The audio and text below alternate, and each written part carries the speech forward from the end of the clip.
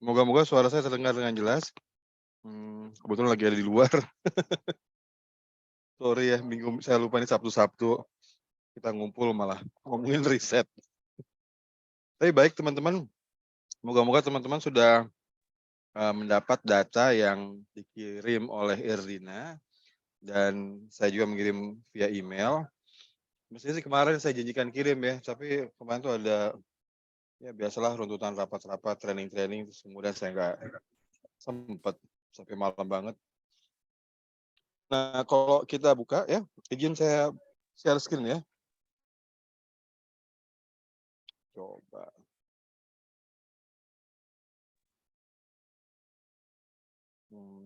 Penugasan. Nah, ini dia. Buat teman-teman yang belum mengerjakan nggak apa, kita lihat aja sama-sama ya. Ini penugasannya, di mana teman-teman diberikan satu set data, SPSS ya, SAP, terus saya juga kasih data ini, apa namanya, Excel ya, Excel.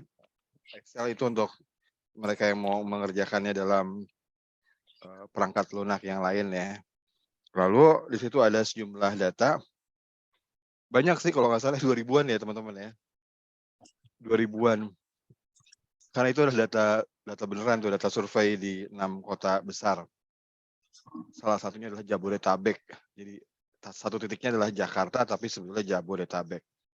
Nah, mmm, saya pikir latihan mungkin bagusnya pakai data beneran ya. Walaupun saya potong-potong itu supaya, teman-teman tidak bisa menelusuri itu kota mana, siapa, dan sebagainya, kan buat latihan ya. Nah, data itu terus kemudian saya minta untuk, dilakukan sejumlah analisis, gitu ya.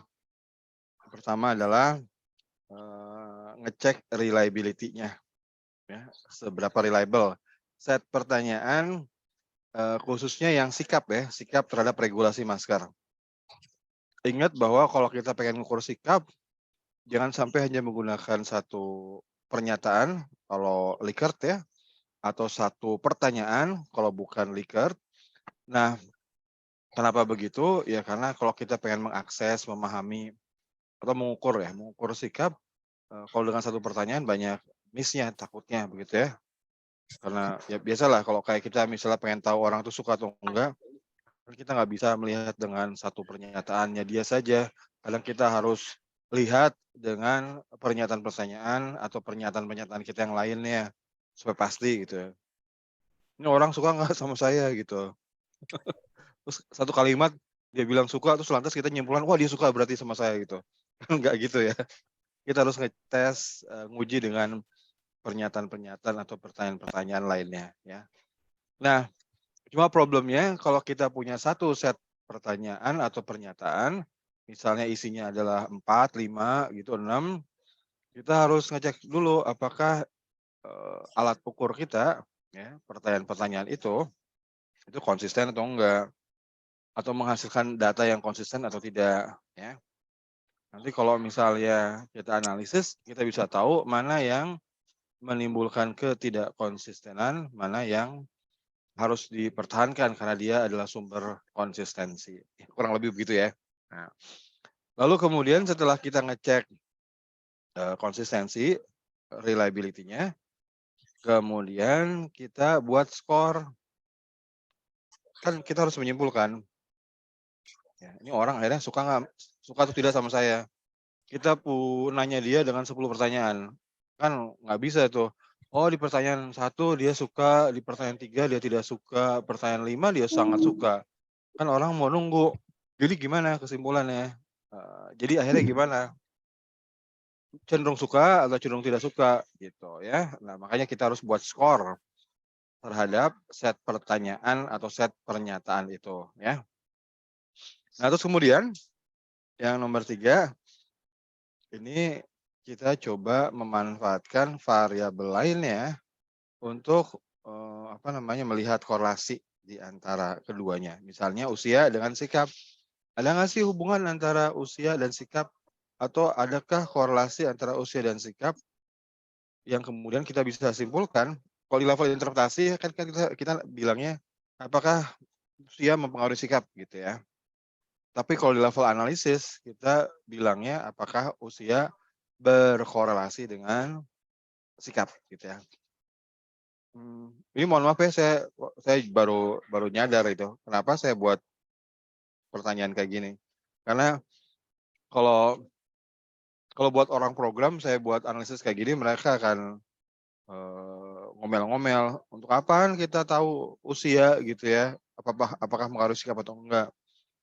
Karena usia itu kan bukan variabel yang kita bisa intervensi, kita ubah-ubah, kita buat usia lebih tua, usia lebih rendah, kan nggak ada kan.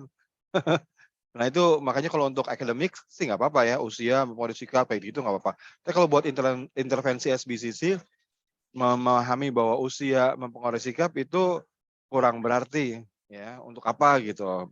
Toh kita nggak bisa intervensi usia. Mungkin yang bisa lebih bermanfaat adalah melihat bagaimana pemetaan, bagaimana sikap orang berdasarkan kelompok-kelompok usia tertentu. Jadi kalau kelompok usia muda gimana sikapnya, kelompok usia, yang lebih tua bagaimana, kelompok usia yang sekian sampai sekian bagaimana sikapnya. Itu mungkin lebih bermanfaat ya, tidak sampai sedetail seperti ini. Terus juga kayak pertanyaan keempat saya baru nyadar ini kan, ranahnya akademik ya. Apakah gender mempengaruhi Mau rekamannya aku besar. ya? Itu pun, jadi pertanyaan besar, untuk apa kita menganalisis apakah gender punya pengaruh ke sikap gitu. Dan kita, tahu gimana perbedaan sikap antara, kelompok laki dan perempuan misalnya kayak gitu ya, lebih di level itu. Tapi kalau untuk yang ini bisa, analisisnya bisa langsung dimanfaatkan seperti itu, ya. Dan yang kelima, nah yang kelima ini nanti saya minta teman-teman melakukannya sendiri, itu dengan menggunakan, pembobotan. Jadi di dataset yang saya berikan itu ada, bobot ya, kalau nggak salah di kolom kedua ya, setelah nomor. Jadi nanti silakan teman-teman buatkan bobot, lalu ulang analisis 1, 2, 3, 4, kemudian coba lihat apakah itu berbeda atau tidak dengan pembobotan. Sebagai latar belakang buat teman-teman yang kurang familiar sama pembobotan, pembobotan itu kalau untuk yang, model apa, bobot per orang, per responden, itu sebenarnya terkait dengan, sampling, strategi atau strategi sampling. Kan begini, sampling-nya ini kan dilakukan di 6 wilayah, Medan, Jabodetabek, Bandung, Semarang, Surabaya, sama Makassar, gitu ya, 6. Nah, di setiap 6 wilayah itu atau kota, itu diambil sekitar 350-an lah gitu, 300-an lah ya, 300-an. Totalnya jadi 2.000 sekian. Nambah dikit, di Detabeknya ya, tapi Jakarta kalau nggak salah 300 lah ya, 300. Nah, ngambil misalnya 300 per kota, tetapi kan populasi kota kan berbeda-beda, ya kan? Jakarta jauh lebih banyak orangnya ketimbang Medan, ya. Medan juga kalau nggak salah lebih banyak daripada Bandung ya. Surabaya lebih banyak daripada Bandung. Nah, kok jumlahnya sama gitu? Kan population size-nya, ukuran populasinya kan beda. Nah, ini biasanya, dilakukan untuk urusan efisiensi logistik ya. Kalau sampling-nya itu proporsional, proporsional itu, sebanding dengan ukuran populasi, maka nanti susah gitu. Kayak misalnya ya, Jakarta itu kalau nggak salah mungkin 10 kali ya, 10 kali lipat daripada Bandung. Jadi kalau Bandungnya 100, Jakartanya 1000. Wah, kan jadi jomplang ya, jadi gede gitu. Belum nanti kalau ada kota yang lebih kecil, misalnya perbandingannya 1:20. Kalau misalnya kota Bogor 100, berarti, Jakarta berapa itu? Kalau 1:100 misalnya, 10.000. Wah itu kan kebanyakan, ya. Susah gitu, susah. Dan nggak bisa misalnya Bogor cuma 1, karena nggak bisa dianalisis ya, 1 case atau cuma 30 sampelnya terlalu kecil. Ntar pakai statistik yang non parametrik semua. Jadi karena ada kebutuhan analisis statistik di tingkat kota, kalau dengan 300 kan lumayan lah gitu ya, walaupun presisinya nggak terlalu tinggi, tapi lumayan lah 300 gitu ya. Biasanya magic number-nya kalau kota di kita itu 300. Bukan berarti harus 300, tapi 300 itu hitungan-hitungan yang paling efisien, dalam pengertian, ya dapatlah presisinya lumayan walaupun nggak terlalu presisi ya, tetapi masih kejangkau dari sisi uang gitu. Nah, kalau 300 semua 300 kan berarti dalam analisisnya, orang itu harus dibobotkan. Kalau orang yang dari Jakarta, 1 orang di Jakarta itu kan berarti beda. Berarti 10 darinya Bandung misalnya, atau 10-nya dari Medan. Nah, makanya di dataset itu masing-masing dikasih bobot ya. Coba saya tunjukkan dulu, datasetnya ya teman-teman ya. Kalau ini udah kelihatan belum sambil berjalan gitu? Kemarin saya dibilangin sama Dokter Basra, mencetnya salah tuh, bukan yang itu. Kalau mencet yang kemarin ya cuma 1 layar doang. Gimana teman-teman, kelihatan nggak ini? Kelihatan, Mas. Oke, sip. Thank you Kak Deni. Nah ini dia. Jadi setiap case ini kan satu orang yang ke 186 misalnya, bobotnya 20,8 gitu ya. Dan sampai seterusnya ya. Sampai 2052 ya. Orang ke 2052 bobotnya 52,366. Nah ini gimana ngitungnya? Nanti mungkin ya kita pelajari kalau emang dibutuhkan di sesi berikutnya ya. Tapi mari sekarang kita lihat datasetnya. Nah, kayak gini ya. Ingat harus ada nomor atau ID ya. Jangan menggunakan yang ini. Yang ini tuh nggak ada.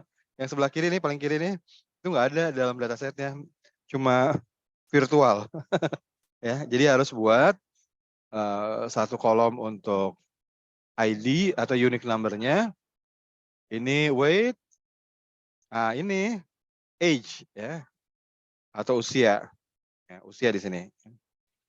Lalu di sini adalah gender. Ya, kita bisa klik ini label tagnya gitu ya, female, male, female. Female-nya 2, male-nya 1 ya. Terus ada 3 indikator atau dalam hal ini adalah pernyataan yang terkait dengan sikap dia terhadap regulasi masker. Yang pertama misalnya, saya mendukung aturan yang tidak mengharuskan ya, atau membebaskan masker di ruang terbuka.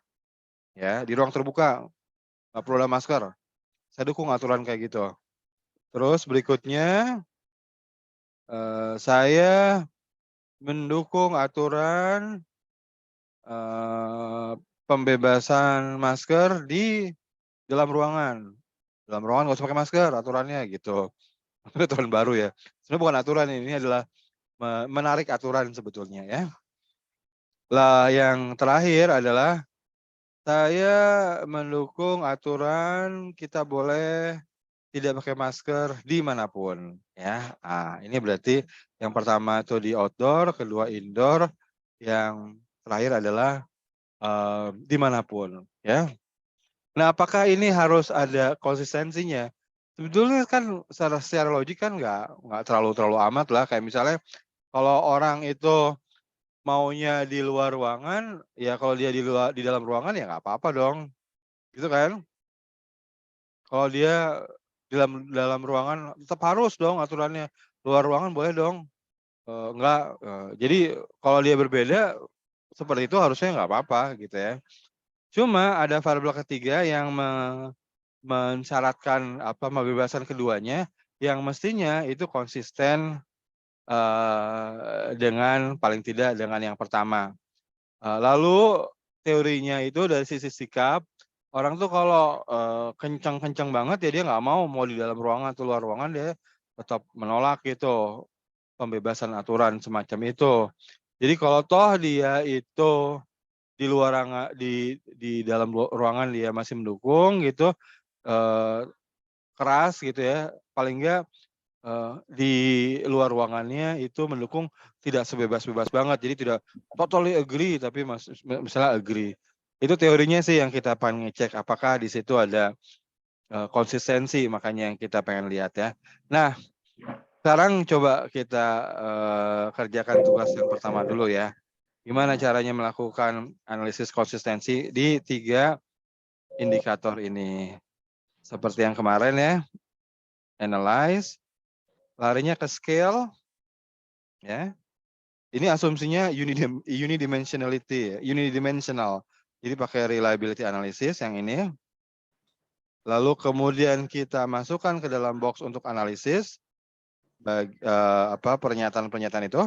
Nah, ya, item. Kita ini defaultnya alpha, oke, sudah. Terus kemudian statistiknya kita minta scale if item is deleted. Jadi nanti kita run dulu ya teman-teman ya. Pas kita run, kelihatan di sini. Nah, alpha Cronbach secara keseluruhan itu 0,8. Wah, ini baru nih konsisten nih. Ya, 0,8. Lalu kalau indikator pertamanya dihilangkan, artinya dibuang dalam analisis, maka alfanya menjadi 0,81. Turun.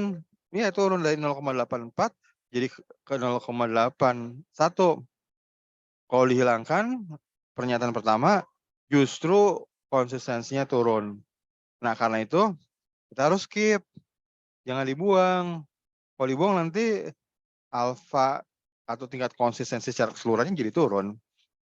Nah, yang kedua, yang mendukung pembebasan masker di ruang tertutup. Ya, kalau dihilangkan, alfanya menjadi 0,7. Oh, itu jadi justru lebih turun lagi. Ini nggak boleh dihilangkan, nih, harus di-keep nih. Dan yang ketiga, itu adalah mendukung aturan yang membebaskan masker baik di ruang terbuka atau ruang tertutup. Wah, kalau dihilangkan dia jadi 0,74. Lebih turun lagi. Karena itu kita bisa simpulkan set pernyataan ini itu sangat konsisten, tidak perlu ada pernyataan yang dibuang dalam analisis ya.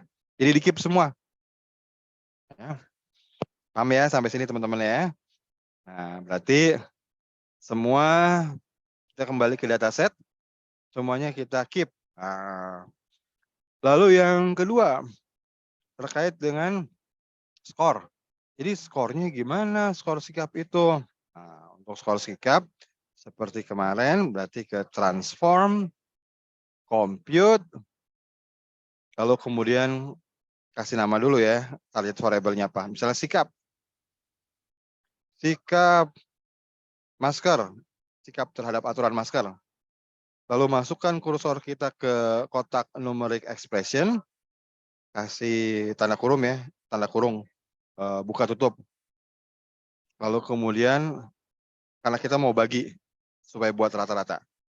Masukkan variabel-variabelnya atau pernyataan-pernyataannya. 1 plus 2 plus 3. Gitu ya. Lalu bagi itu slash. Bagi 3. Nah, gitu. Lalu kemudian kita klik OK. Dan kalau kita kembali, nanti kalau di outputnya akan ada keterangan aja ya. Kalau SPSS yang lama jadul kayak saya. Compute, sikap masker sama dengan ini rumusnya.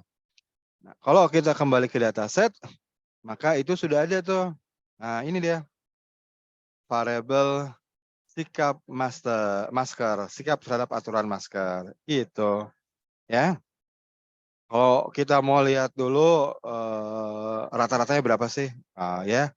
Kita masuk ke analyze, descriptive statistic. deskriptif ya. Lalu kita masukkan ke dalam kotak variables sikap masker. Terus kemudian kita minta aja min, nggak usah deh ya. Minimum maksimum boleh. Sama min. Kita klik continue, klik OK. Nah, ini hasilnya. Angka paling kecilnya 1. Ya, berarti 1 tuh artinya apa tadi ya? Saya lupa. Coba kita lihat dulu ke variable view-nya. 1 itu totally agree. Totally agree ya. Mendukung banget, mendukung banget. Jadi kalau ada yang sangat mendukung, tapi ada juga yang tuh 5 sangat tidak mendukung. Ya. Jadi tapi kita lihat nanti gimana distribusinya ya. Nah, apalagi di dalam tugas itu ya. Balik ke sini ya. Kita coba korelasikan. Apakah ada korelasi antara usia, age, Q8 dengan sikap.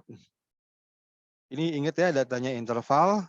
Interval dengan interval berarti kita pakai correlation-nya bivariate karena 2 statistiknya namanya Pearson correlation. Tapi kalau nggak salah, ini dia Pearson. Secara default dia akan hidupkan Pearson. Pearson correlation itu simbolnya R ya. Jadi masukkan dulu, ya boleh, mau age dulu boleh, mau sikap masker boleh gitu ya. Karena kita bisa two tail atau one tail ya. Kalau two tail itu artinya hubungannya 2 arah. Age ke sikap, sikap ke age.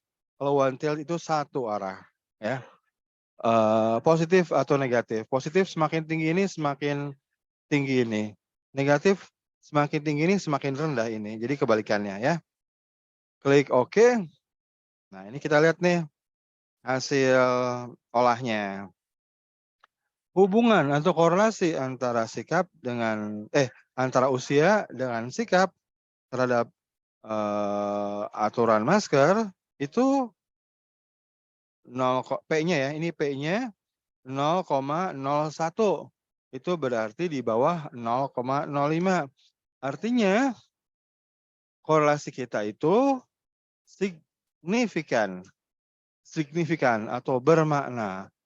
Bermakna di sini artinya gambaran di sampel bisa ditarik menjadi gambaran di populasi. Dia terjadi bukan hanya peluang saja, tapi memang polanya seperti itu di sampel yang 2000 sekian ini ya. Kan kalau populasinya berapa itu? 20 juta lebih mungkin ya. Nah, sorry, Pearson correlation-nya 0, oh saya salah baca. Maaf. Sig-nya, P-nya itu sig di bawah 0,4. 0,4. Nah, itu adalah sig-nya atau P-nya. Dia di atas 0,05. Ingat batasnya 0,05 atau 5%. Jadi kalau angkanya kayak gini sebetulnya teman-teman, ini menunjukkan kan kekuatan hubungannya itu kan 0,017. Saya copy aja sini ya. Ini adalah kekuatan hubungan yang lemah. Bisa diabaikan. Tidak ada hubungan. Saya copy ke sini ya teman-teman ya. Supaya kelihatannya lebih besar. Saking kecilnya tadi saya salah baca juga. Nah ya. Kelihatan ya PowerPoint-nya ya. Kalau nggak salah di sini ada draw. Saya pakai ini ya. Nah. Ini adalah kekuatan hubungan sama arah hubungan. Lihat arahnya arah hubungannya kalau nggak ada tanda min berarti dia plus. Lalu besarannya yang keluar dari sini itu terbatas 1 sampai 1. 1 sampai 1. Minus 1 sampai plus 1 ya. Jadi 0 sampai 1 lah. 0 sampai 1. 0 sampai 1 aja kita bacanya ya. Kan plus minusnya udah di atas ya. Jadi angkanya yang keluar untuk Pearson correlation score ya mau angkanya berapa masukin berapa nanti rumus itu akan mengeluarkan angka 0 sampai 1. Jadi dulu kalau zaman saya itu nggak ada komputer kan kita ngitung-ngitung manual gitu. Kalau ketemu angkanya 20, berarti salah ngitung nih. Angkanya 0 sampai 1. Nah, 0 sampai 1 itu kita analisis seperti ini. Kalau misalnya dia mendekati 0 itu berarti lemah, bisa diabaikan. Kalau mendekati 1 itu berarti pola hubungannya kuat. Kalau ada pola hubungan atau korelasi yang kuat, baru kita bisa interpretasikan di situ ada pengaruh ya. Kalau korelasinya rendah ya nggak bisa kita simpulkan kalau itu ada pengaruh. Secara metodologi biasanya untuk menunjukkan pengaruh apakah A mempengaruhi B itu pertama ada korelasi. Korelasi ya. Maaf susah juga kalau pakai ini. Yang kedua ada kita nulisnya T1 atau T0, T1. Maksudnya adalah sikap itu harusnya muncul sebelum perkembangan usia gitu ya. Ya iyalah, kan apa namanya, dari sisi aturan atau kondisi juga baru ada. Yang ketiga itu adalah kontrol variabel ketiga gitu ya, atau variabel pengganggu gitu, untuk membuktikan bahwa memang betul usia mempengaruhi sikap. Tapi ini nantilah, ini mungkin kalau buat teman-teman yang udah biasa, oh ya okelah. Tapi kalau buat teman-teman yang baru mengenal nanti kapan-kapan kita ada sesi khusus untuk ini ya. Nah, tapi intinya ini hubungannya lemah bisa diabaikan. Rule of thumb atau aturan praktisnya itu kita pakai angka, kalau saya sih ya. Ya, macam-macam buku ya untuk apa namanya, untuk mengartikan. Kalau saya ada di angka 0,4, 0,5 itu posisinya moderat atau sedang. Ya. Sementara ke sini itu lemah, ke sini kuat gitu. 0,6 ya lumayanlah kuat lah gitu. Di bawah 0,4, 0,3 sekian itu lemah gitu. 0,1 bisa diabaikan lah gitu. Nah ini mah sangat-sangat bisa diabaikan karena korelasinya, kekuatan korelasinya walaupun positif tapi sangat lemah. Nah, dan hubungan itu, temuan ini nih, itu juga tidak signifikan dalam pengertian ya ini terjadi karena peluang gitu ya. Di populasi kayak gimana? Wallahu alam, tidak tahu gitu ya. Jadi ini yang tugas yang pertama, ketiga ya. Lalu kalau kita kembali lagi ke datasetnya ya teman-teman, itu ada diminta apakah ada perbedaan antara ada pengaruh apa namanya gender ke sikap ini. Kan sebetulnya kita bisa aja kalau pengen tahu rata-rata sikap tadi kan udah kayak gitu ya. Kita bisa aja misalnya pakai cross tab untuk membuat nggak bisa, cross tab itu kan frekuensi ya. Kita bisa split datanya. Split data itu artinya datasetnya baginya berdasarkan gender misalnya. Ya kayak gini. Kita klik OK ya. Terus kita liatin rata-ratanya yang kayak tadi tuh. Sikap masker. Nah, nanti akan keluar tuh. Kalau laki-laki itu 2,3. Perempuan itu 2,29. Deket tuh, dekat. Dari sini aja kita udah bisa menduga kuat ini nggak ada perbedaan nih yang signifikan antara sikapnya laki-laki dan sikapnya perempuan. Lah ini 2,3. 2,3 kan berarti dari range 1 sampai 5 dia di tengah-tengah ya. Agak mendekati ke tengah-tengah. Terus kalau female juga 2,29, kemungkinan besar juga sangat mendekati yang laki-laki kan. Makanya kemungkinan besar tidak signifikan. Nah, secara statistik untuk menguji ini kan variabel independennya, ini gender ya, itu kan nominal laki perempuan. Lalu dependent dependent itu tuh yang dipengaruhi ya. Itu sikap kan skor ya. Skor itu interval. Maka untuk itu kita pakainya t-test, analyze, lalu compare means. Kalau di SPSS tuh kelompoknya namanya compare means. Rata-rata ada one sampel, ada independent, ada pair, ada ANOVA. Kalau saya mengambil yang 3 ini ya, yang 3 terakhir ya. Kalau independent itu maksudnya ada 2 kelompok. 2 kelompok laki-laki dan perempuan misalnya. Itu kelompoknya berbeda. Kan laki-laki tersendiri orangnya, perempuan tersendiri pula orangnya. Jadi orang-orang yang berbeda. Ya. Anak-anak dewasa. Urban rural, kota desa. Latar belakang pendidikan promkes non promkes misalnya. Itu independen. Kalau pair itu kan pasangan ya. Ada yang pakai istilah di tools lain itu match pasangan. Maksudnya adalah orangnya itu juga. Orangnya itu juga. Misalnya orang ikutan pretest. Terus kan orang yang sama ikutan post-test. Itu kan artinya orangnya itu juga gitu. Itu juga. Jadi pre sama post ya orangnya itu juga. Makanya pakai pair atau match ya. Siswa, nilai siswa sebelum ikut bimbingan belajar dan setelah ikut bimbingan belajar. Apakah ada apa namanya pengaruhnya nggak itu? Jadi sebelum dan sesudah itu jadi variabel yang mempengaruhi skor nilainya misalnya. Nah, sebelum dan sesudah ya siswanya ya itu juga gitu. Nah itu kita pakai pair atau match. Nah yang terakhir tuh one way ANOVA. Kalau one way ANOVA itu artinya nominalnya ya, independent variabelnya yang nominal itu lebih dari 2 variasinya.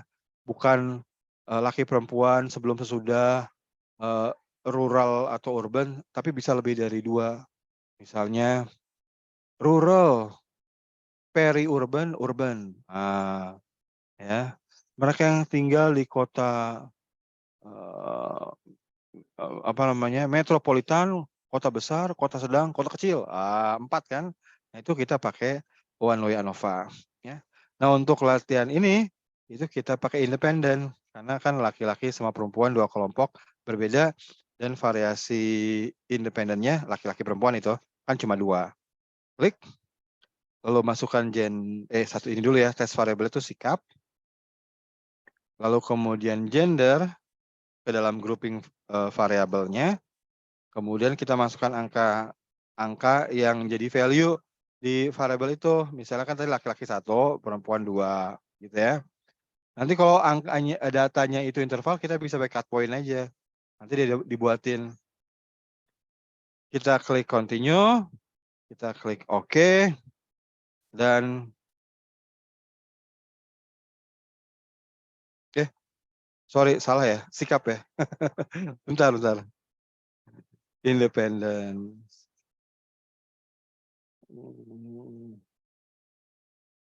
Ini sikap masuk ke grouping variable 1 dan sorry itu datanya di split tadi tuh. Mohon maaf, datanya harus matikan dulu splitnya. Kadang-kala kalau yang SPSS lama ini kan nggak muncul di sini nih, nggak muncul keterangannya di bawah. Kalau yang baru muncul keterangan di bawah, datanya di split nih.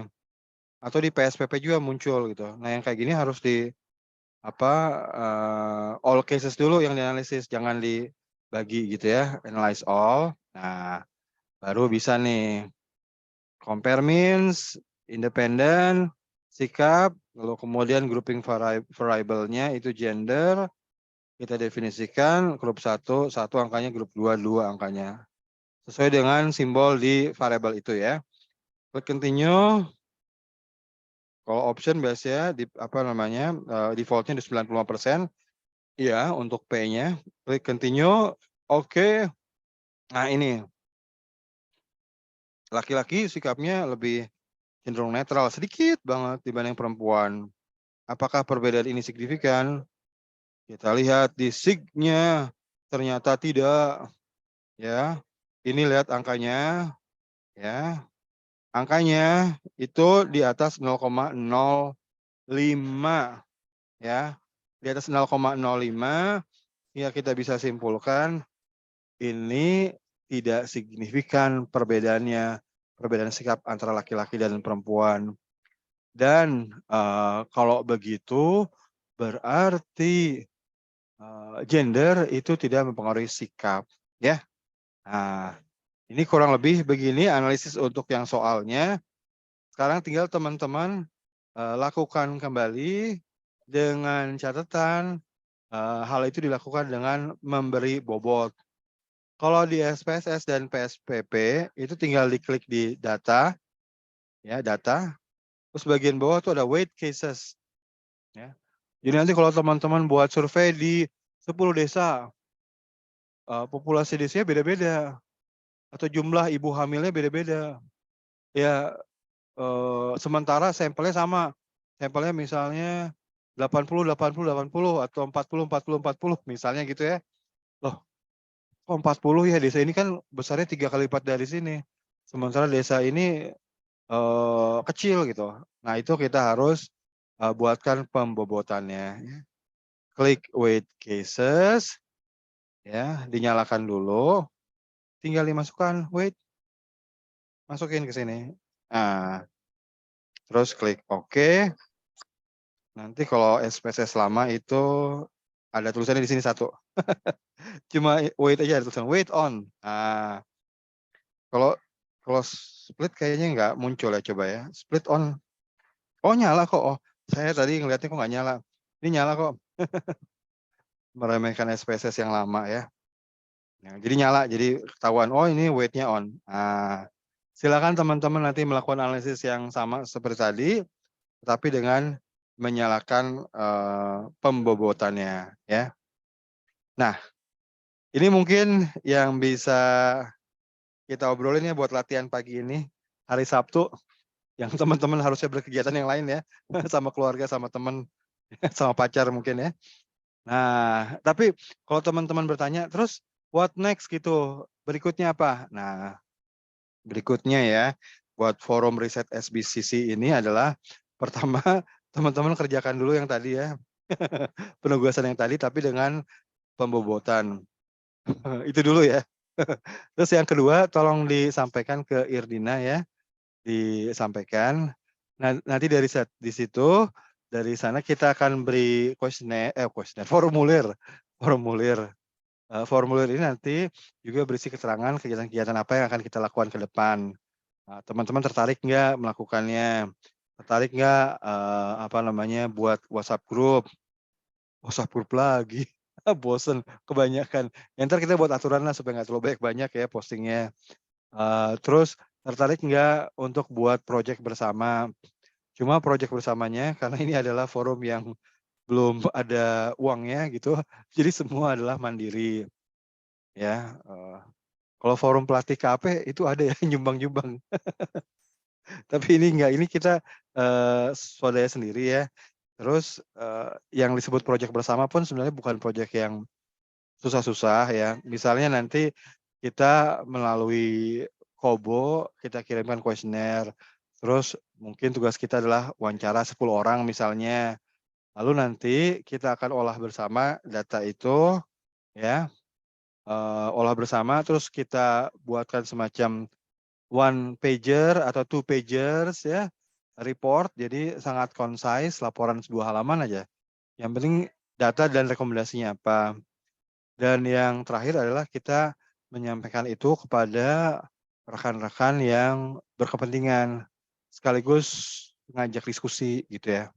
Contoh misalnya, kami sedang mempersiapkan kuesioner yang terkait dengan rokok, perilaku ngerokok. Intinya adalah tujuannya adalah kita ingin menemukan gimana cara menyapa perokok agar perokok tidak tersinggung dan mau misalnya kalau ngerokok di sini dia pindahlah gitu ya.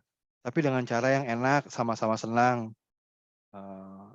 Atau meminta perokok untuk berhenti merokok ketika misalnya ada anak gitu ya. Ini gimana caranya untuk mendapatkan pola komunikasi yang bisa diterima oleh dua belah pihak.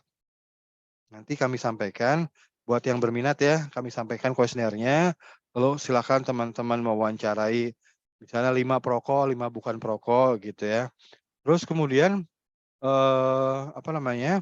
datanya kan masuk, nanti saya tunjukkan, terus kita olah sama-sama, terus kita buatkan report 2 halaman, terus kemudian kita bisa buat webinar ya, webinar sama teman-teman penggiat penggiat anti tembakau misalnya, atau teman-teman daerah mungkin yang memerlukan, kita buat aja Zoom gitu, biar bisa tahu gitu ya. Industri rokok mau gabung, hayo gitu, supaya tahu ini loh, cara-cara yang bisa diterima oleh perokok dan non perokok untuk berkomunikasi, ya. Udah gitu, kita publikasikan kepada mereka yang membutuhkan. Nanti kita istirahat dulu, terus kapan-kapan kita buat project lagi, misalnya per 3 bulan, kita publikasi lagi.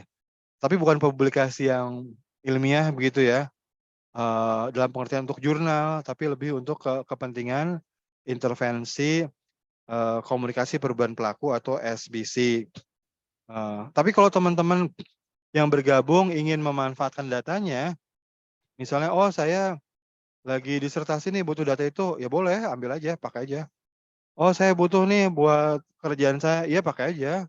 Itu adalah milik bersama ceritanya ya.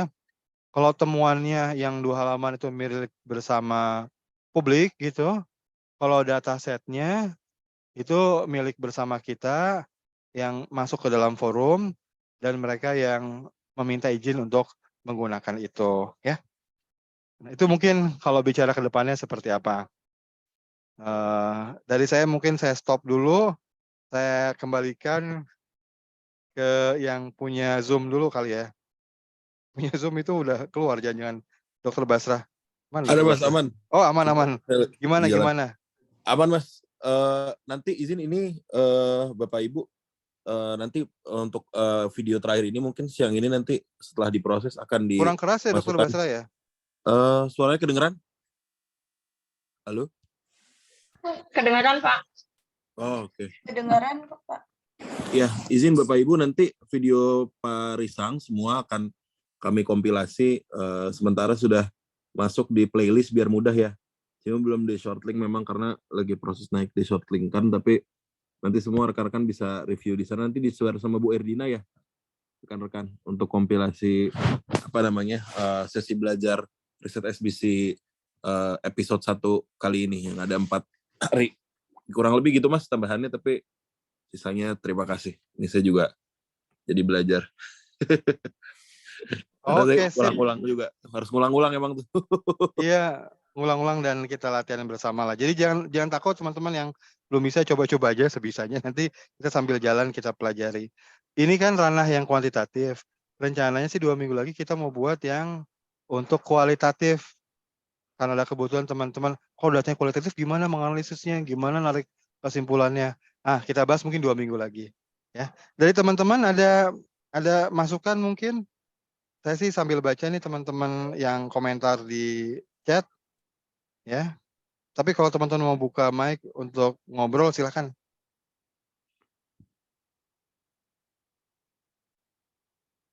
Materi dasar statistiknya, skala data ujinya pakai apa? Oke, nanti kita bisa disampaikan di grup ya. Mengenai proyeknya apakah bisa selain kesehatan masyarakat? Ayo nanti untuk topik berikutnya kita obrolin aja. Kalau kalau kami ya, kebetulan tempat kerja saya ya, saya tuh nggak boleh masuk daerah politik itu. Di situ aja batasannya. Politik, SARA nggak boleh. Tapi kalau apapun di social development boleh. Jadi saya bisa dukung kalau tidak di dunia politik. Itu ya Bu Retno kalau nggak salah ya.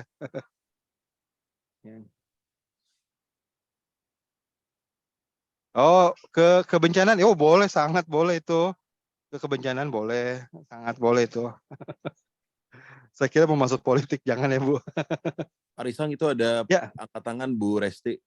oh iya, Unres silakan.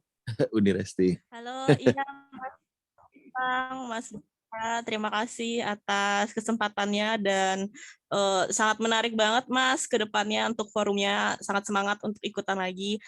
Ini pertanyaannya terkait dengan akses data Mas. Kebetulan saya ada sharing ke teman-teman yang mungkin tertarik tapi tidak sempat daftar forum ini tentang kegiatan kita beberapa hari ini. Nah, dari teman-teman saya itu tertarik untuk mendengarkan rekaman dari sesi Zoom kita ini, apakah itu diperbolehkan untuk di-share ke rekan-rekan yang tertarik atau gimana ya Mas untuk ini gitu. Itu aja sih Mas. Terima kasih sebelumnya. Iya, Unres boleh di-share aja. Nanti kalau untuk rekrutmen grup berikutnya nunggu selesai proyek pertama dulu ya. Proyek pertama selesai baru kemudian kita rekrut untuk proyek keduanya. Yang sini mau lanjut silakan gitu ya. Irdina, Terima kasih. terima kasih Irdina. Nana mungkin ada ini mau dibicarakan? Enggak, sejauh ini belum. Belum ya? Oke, nah, Irdina ini mahasiswa, jadi suaranya masih imut-imut. Mahasiswa di mana, Nana? Kenalkan dulu. Perkenalkan, nama saya Rina Fatia Raffi. Saya dari mahasiswa Universitas Indonesia, Fakultas Vokasi, jurusan Okupasi Terapi. Oh, Jurusan apa? vokasi, Pak. Okupasi Terapi. Okupasi terapi. Apa itu okupasi terapi? Ntar Nana jelasin lah kapan-kapan ya. Oke, teman-teman terima kasih banyak ya buat pertemuan kita di Sabtu ini. Mohon maaf ini Sabtu-Sabtu ngumpul-ngumpul. Mohon tadi tugasnya digarap aja, terus dikirimkan ke Irdina. Nanti dari situ akan disampaikan formulir untuk bergabung di dalam grup dalam rangka mengerjakan proyek yang pertama itu. Ya, siapa tahu teman-teman bisa punya waktu, silakan bergabung. Waktunya kurang lebih sih saya duga paling sebulanan gitu. Jadi kita nggak usah buru-buru, santai aja. Walaupun kalau teman-teman bersemangat terus kemudian selesai dalam seminggu juga nggak apa-apa. Tapi kita nggak usah buru-buru lah kalau untuk proyek yang sifatnya volunteer. Ya, terima kasih banyak teman-teman ya. Mohon maaf kalau ada kurang ya dan salah. Akhir kata, assalamualaikum warahmatullahi wabarakatuh. Selamat siang. Selamat berakhir pekan ya. Waalaikumsalam. Thank you Mas Waalaikumsalam. Rizanya dan semuanya. Terima kasih Bapak Terima Ibu. kasih. Warahmatullahi wabarakatuh. Terima kasih Dr. Basa, terima kasih Mbak Irdina. Terima kasih, izin pamit Bapak Ibu. Jangan lupa nanti linknya di save ya. Iya. Bisa dibaca ulang. Terima kasih dokter. Terima kasih banyak. Wah, izin Aidina.